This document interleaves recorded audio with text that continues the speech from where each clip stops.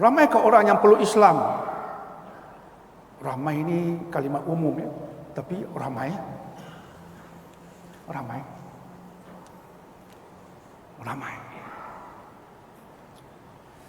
Dan ramai juga yang peluk Islam itu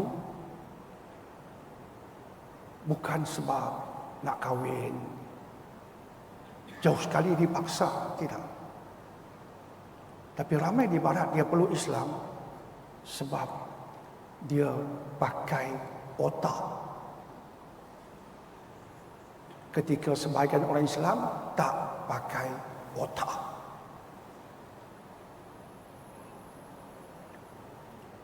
Dia pakai otak.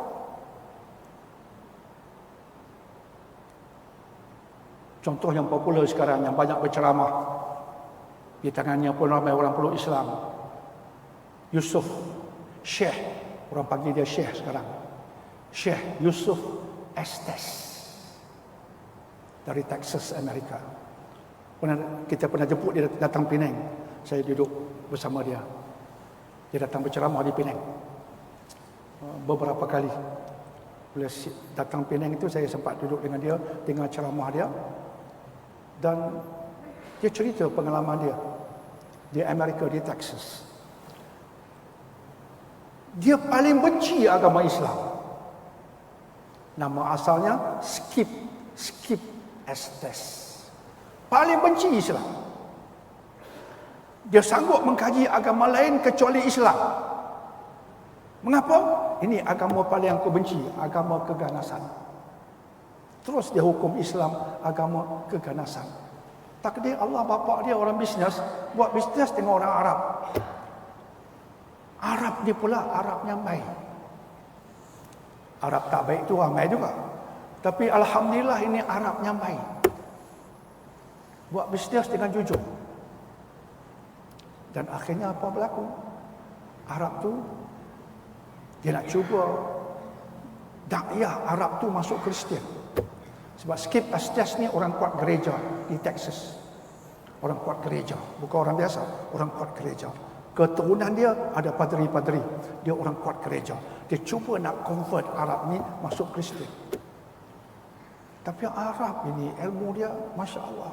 Satu ketika Skip Estes nak ajak dia pada Kristian, dia bincang tentang Christianity. Skip Estes cakap pasal Kristian, Arab ini tanya satu soalan saja. You pakai Bible yang mana satu?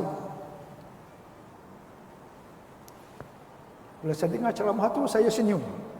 Sebab saya tahu Arab ni dia belajar. Soalan itu nampak simple, tapi bagi orang yang belajar perbandingan agama, dia tahu itu bukan soalan simple, tapi pendek. You pakai which Bible? You pakai Bible yang mana satu? Skip Estes kata, aku terdiam. Aku tahu itu soalan perangkap yang melemahkan aku. You pakai Bible yang mana satu? Dia terdiam. Sebab kami orang Islam cuma ada satu Quran. Bila kami sebut kalam Allah, cuma satu Quran. You Protestant Bible, dia buang 7 bab. Roman Catholic Bible, tambah 7 bab. Oh, Greek Orthodox, tambah pula 10 bab. You pakai Bible mana satu? Yang buang ni pun, kalau you kata kalam Tuhan, you kata merapu.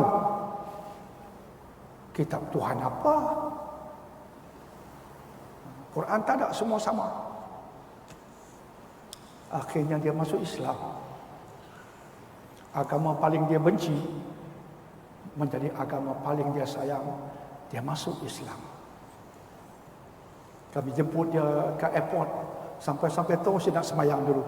Oh, begitu sekali. Masa itu dia datang kali tak akhir tu, dia pakai kursi roda. Datang terus. I want to pray first, aku nak semayang dulu.